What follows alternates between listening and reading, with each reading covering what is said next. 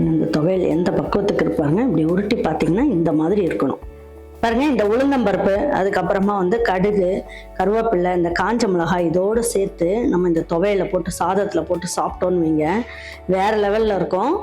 நாக்குக்கு ருசியாக ஒரு துவையல் வேணும், சாதத்தில் பிணைஞ்சு சாப்பிட்றதுக்கும் சரி, இல்லைன்னா அந்த இட்லிக்கு தோசைக்கு வச்சு சாப்பிட்றதுக்காக இருந்தாலும் சரி, இந்த துவையல் ரொம்ப நல்லாயிருக்கும். வாங்க எப்படி செய்யலான்றதை வீடியோக்குள்ளே போய் பார்க்கலாம். பாருங்க இப்போ இதில் ஒரு 2 ஸ்பூன் அளவுக்கு எண்ணெய் ஊற்றிக்கலாம்.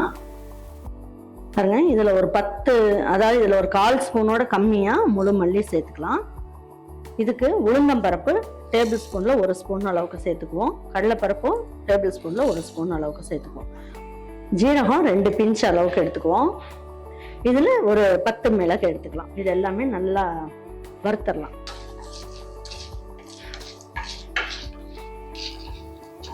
பாருங்க இது கொஞ்சம் நல்லா சிவந்து வந்த உடனே நம்ம என்ன பண்ணுவோம், 4 பல்லு பூண்டு சேர்த்துக்கலாம். சின்ன வெங்காயம் நிறைய சேர்க்க வேண்டாம், ஒரு 2 சின்ன வெங்காயம் சேர்த்துக்கங்க, அது ஒரு வாசம் கொடுக்கும் நல்லா. 2 இனுக்கு அளவுக்கு கருவேப்பிலை. பாருங்க புளி 2 புளியும் கொட்டை சைஸ் எடுத்துக்கலாம். போட்டுட்டு இந்த பச்சை பயிரை நம்ம என்ன பண்ணணும், துணியில தொடச்சி எடுத்துடணும். 1 கப் அளவுக்கு எடுத்துக்கலாம். அப்படி இல்லைன்னா ஒரு கை அளவுக்கு எடுத்துக்குவோம்.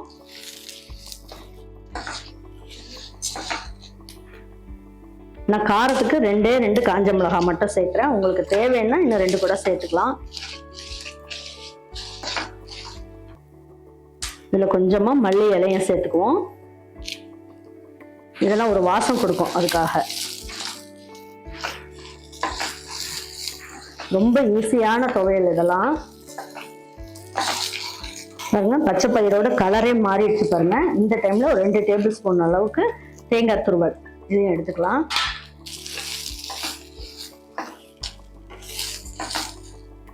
உருண்டை பெருங்காயம் ஒரு 1/4 ஸ்பூனோட கம்மியா சேர்த்துக்கோங்க.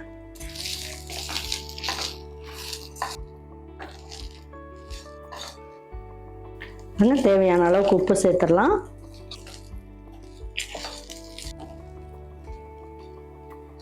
பாருங்க இப்ப நல்லா வதங்கிடுச்சு. இப்ப ஸ்டவ் ஆஃப் பண்ணிடலாம். இது நல்லா ஆறுனதுக்கு அப்புறம் மிக்ஸி ஜார்ல போட்டு பல்ஸ்ல போட்டு கொஞ்சமா தண்ணி ஊற்றி துவையல் பதத்துக்கு அரைச்சி வச்சுக்கலாம்.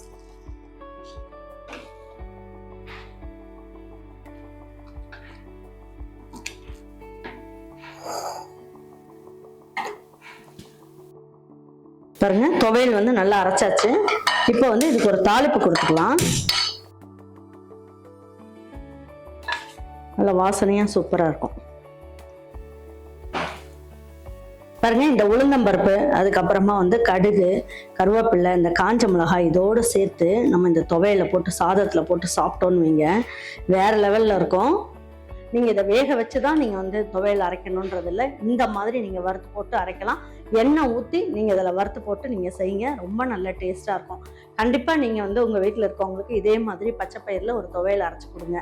அரைச்சி கொடுத்தீங்கன்னா தயிர் சாதம், ரசம் சாதம், வெறும் சாப்பாட்டில் போட்டு சாப்பிட்றதுக்கு எல்லாத்துக்குமே நல்ல ஜம்முன்னு இருக்கும்.